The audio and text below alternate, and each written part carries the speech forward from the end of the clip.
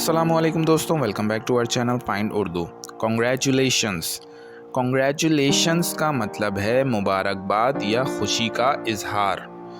Congratulations का मतलब किसी शख्स को खुशी में शामिल करना या उनको उनकी कामयाबी पर मुबारकबाद देना। ये शाबाशी देने का तरीका है जो अक्सर किसी के सक्सेस या अचीवमेंट के मौके पर यूज़ होता है। फॉर एग्ज़ाम्पल, ग्रेजुएशन पर सब ने उसे कॉन्ग्रेचुलेशंस दिया। Congratulations on your new job.